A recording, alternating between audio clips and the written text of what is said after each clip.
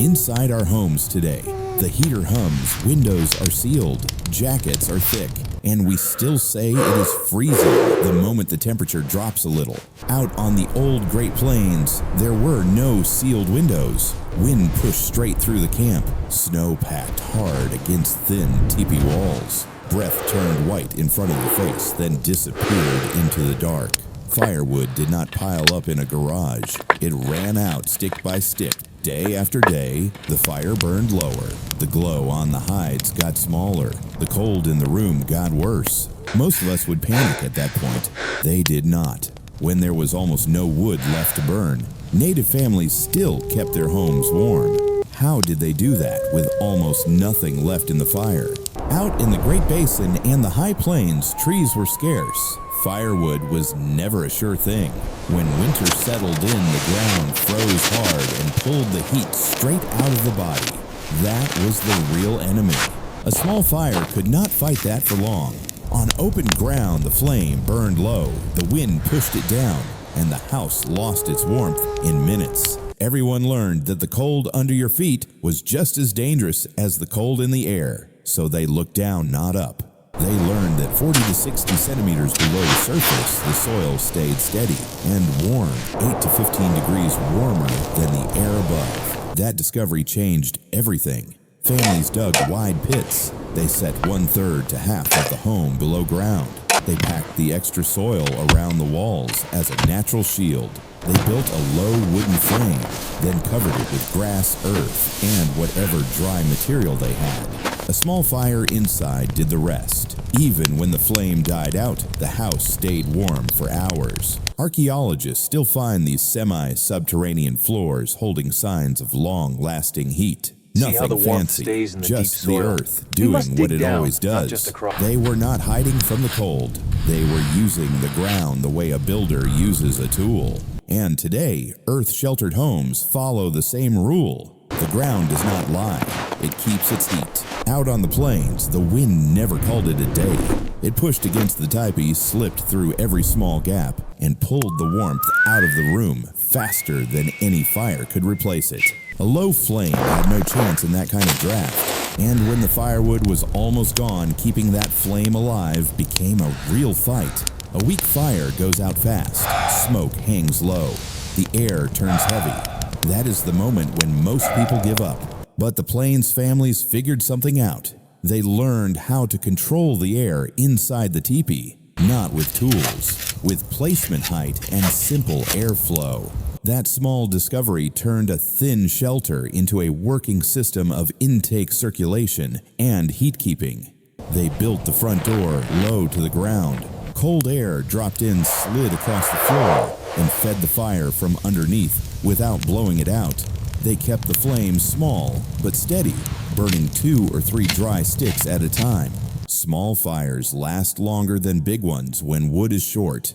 That is a hard lesson, but a true one. Then they use the 2 flaps at the top like vents. Open a little, close a little, enough to let smoke out, but not enough to lose the warm air rising inside the cone. With just that, the teepee stayed livable through the night. Clean air came in, smoke left, heat stayed. Keeping warm up there was never about a big fire. It was about making a small firework smarter. Modern military tents still use the same airflow rule. Cold in low smoke out high. Nature does the rest. In deep winter, every stick of firewood had to be saved for cooking and the things you could not skip. You could not burn all night just to stay warm. When the flame went out, the warmth went with it. The floor turned cold first, then the whole room followed. Anyone who has lived through a hard winter knows that feeling. Cold comes fast, and it stays. That was the problem the Mandan and Hidatsa saw every year, so they paid attention to something most people overlook: stone.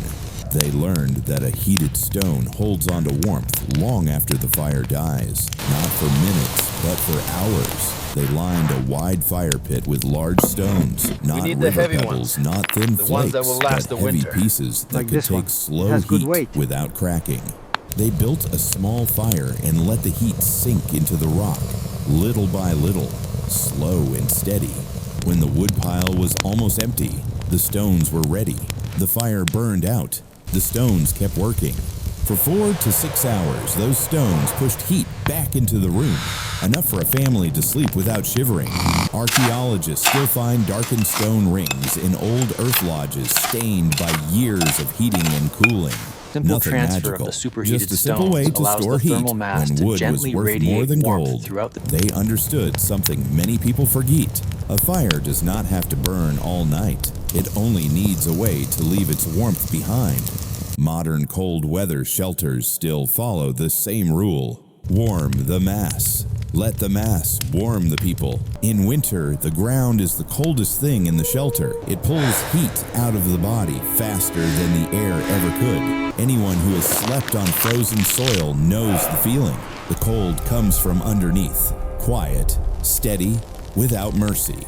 That was the real danger. If you lay straight on the ground, you could lose more than half of your body heat. A strong fire would not save you. Warm clothes would not save you. The ground would win. So the old families paid attention to the floor before they thought about the fire. They learned that staying warm from the ground up mattered just as much as keeping the flames alive. They started with willow branches laid thick to lift the body off the earth. That gap of air worked like simple insulation. Then they added a layer of dry grass or woven reeds. Light material, but it trapped heat well. On top of that, they spread heavy hides or thick fur blankets, soft, warm, and strong enough to block the cold from pushing through. With all 3 layers, the floor could stay 6 to 10 degrees warmer than the frozen ground. That was the difference between shivering all night and getting real sleep, even when the fire burned low. They did not waste wood trying to heat the floor. They stopped the heat from leaking out in the first place. Modern hikers still use the same idea with a sleeping pad. Lift the body, trap the air, keep the cold where it belongs, under the ground. When the wind cuts across open ground, it pulls heat straight off the skin. Even inside a shelter, that chill finds every gap. And at night, without a heavy coat or a steady fire, the body loses warmth faster than it can replace it. When the firewood ran out, that loss became the real threat. No backup heat, no glowing coals, just skin against cold air. That was when the old families turned to what they had used for generations: bone grease and ash. Simple materials always available and tougher than they look. They cooked bone grease in a small pit fire, letting the fat separate and thicken. A slow job, but worth every minute. They rubbed it onto the skin, especially over the chest, arms, and legs, where heat escapes quickest. Then they added a thin layer of ash. Not for color, not for looks. The ash sealed the grease, slowed evaporation, and blocked the wind from stripping heat away. With both layers on the body, held its warmth like it had an extra windproof coat. No fancy gear, no miracle cure, just a barrier that worked when the night turned sharp. Archaeologists still find bone grease pits across the northern plains, signs of a practice built from need, not comfort. This was not decoration. This was survival armor, and many Arctic tribes from the Cree to the Inuit followed the same rule. When the cold takes too much, you protect the skin first. The rest comes after. By midnight, the fire was usually gone. Winter nights on the plains were coldest in those hours. The teepee walls stiffened. The air dropped fast. A single person lying alone could lose heat quicker than they realized. And once the cold settled in, it was hard to climb back out. That was the danger. Sleeping alone meant losing warmth to the air, to the ground, and to the night itself. No fire could help you then, but the old families understood something simple. Heat from the human body was stronger than any small flame. You just had to use it the right way. They built their sleeping formation with purpose. Children and anyone weak went to the center. That was the safest place. The stronger adults formed a circle around them, shoulder to shoulder, back to back, sharing heat without saying a word. Then they pulled heavy hides over everyone, covering the whole cluster from edge to edge. Thick, warm, and tight enough to trap every bit of shared heat. With about 6 people, the air inside that circle rose 8 to 10 degrees. Enough to sleep through the coldest part of the night without a burning fire. Archaeologists do not have to guess. Many winter journals and ground impressions from old camps show the same pattern again and again. This was not about comfort. It was survival.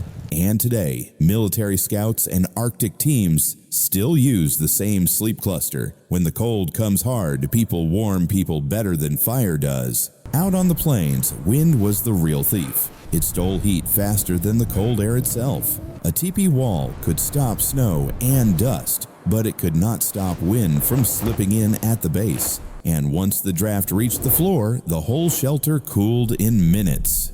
That was the weak point. Thin walls, open ground, too many gaps for the wind to get through. So the old families used what winter gave them: snow.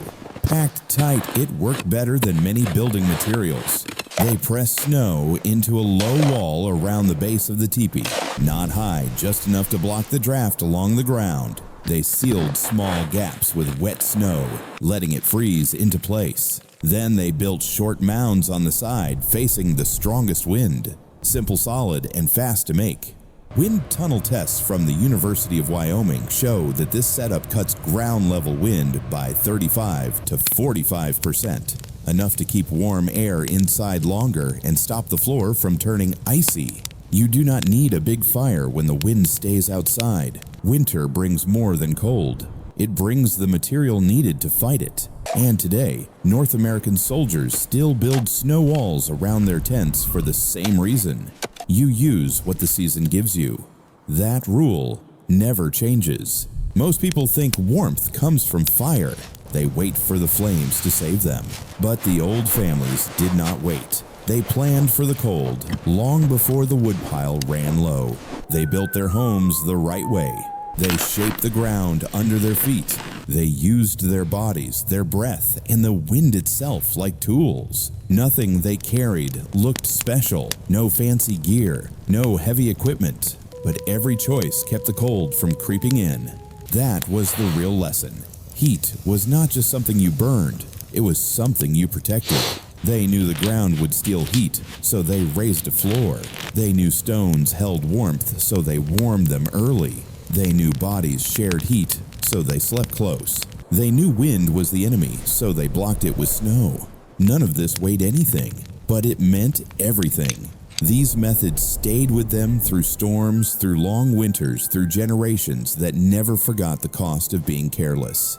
And the truth is, those ideas still work today. Anyone who has camped in deep winter knows the same rule. If you respect the cold, it will let you pass. If you ignore it, it takes from you fast. That is the wisdom that weighs nothing, and it is worth more than any pile of firewood.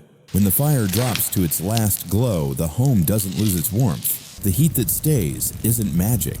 It comes from the way they built the shelter, the way they shared the ground, and the way they understood winter better than most of us ever will. When the wood was almost gone, they didn't panic. They leaned on what never runs out: the soil under their backs, the breath they shared, the people around them.